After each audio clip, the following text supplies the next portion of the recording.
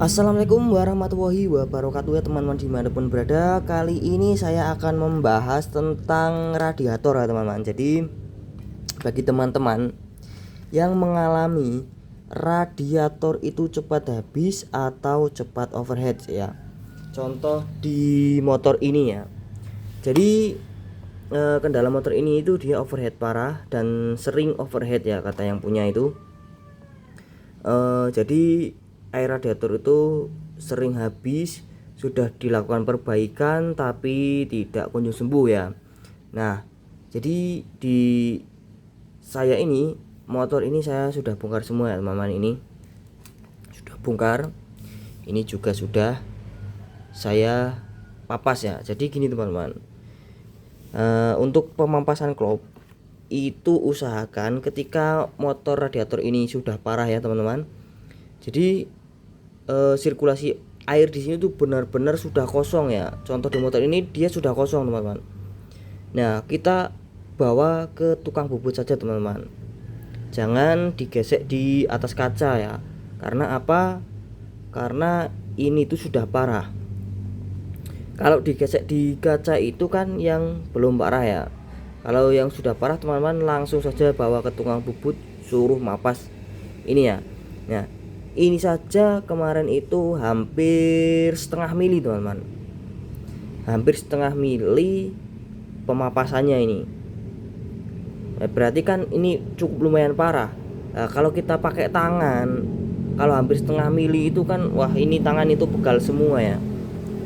Nah, jadi tips ya bagi teman-teman, ketika sudah pemapasan seperti ini, teman-teman itu perhatikan di bagian pin dowelnya ini ya teman-teman.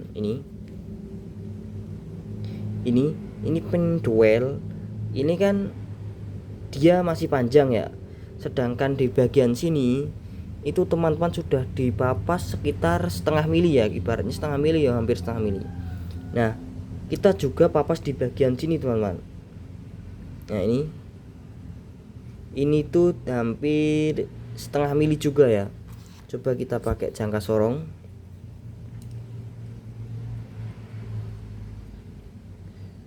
Ini di 1,6 ya, 1,6.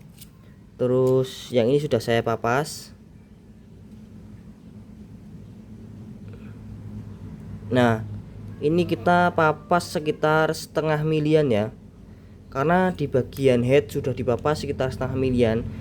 Supaya apa? Biasanya itu ini yang sering terlupakan teman-teman. Jadi head sudah dipapas tetapi ini tidak dipapas, itu kan otomatis ibaratnya itu kurang kerep ya. Jadi sudah dilakukan papas, sudah di semuanya, tetapi masih bermasalah di radiator. Mungkin teman-teman ini yang bermasalah karena ini tidak dipapras ya. Paprasnya bagaimana? Kalau saya itu pakai amplas saja teman-teman. Ini jadi ini yang sudah dan ini yang tidak. Pakai gerinda itu juga bisa, tetapi saya lebih suka yang seperti ini ya. Karena apa? Keinginannya itu pas ya. Nah, seperti ini saja teman-teman. Nah, nanti kita samakan seperti ini ya, lebih cepat pakai gerinda sebenarnya, cuman saya lebih suka pakai yang manual karena bisa sesuai ukuran. Kalau yang manual itu kelewatnya itu tidak separah pakai gerinda ya. Nah, jadi mungkin ini dapat membantu bagi teman-teman yang mengalami radiator itu selalu bermasalah ya, tidak sembuh-sembuh ya. Coba perhatikan di bagian sini ya. Nah, ini sudah kerakit semua ya teman-teman. Jadi untuk starter pertama ini tidak boleh ada gelembung terus gitu ya. Ini kan belum saya hidupin, ini baru saya kasih air. Coba kita starter ya, seperti apa.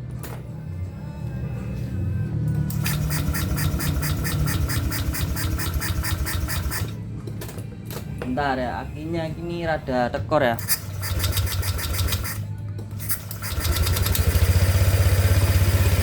Nah, di sini itu dia alhamdulillah normal, tidak ada gelembung ya. Dipastikan ini kemungkinan normal ya, tapi kita cek lagi nanti ketika ini mesin sudah panas, berapa temperatur dari suhu ini, apakah termostat ini berfungsi atau tidak, dan sirkulasi air ini berfungsi atau tidak, kita nanti tunggu setelah panas ya teman-teman. Dan ini untuk temperatur radiator ya, ini di 98, coba kita gas ya. Kalau turun berarti termostat itu bekerja dengan normal.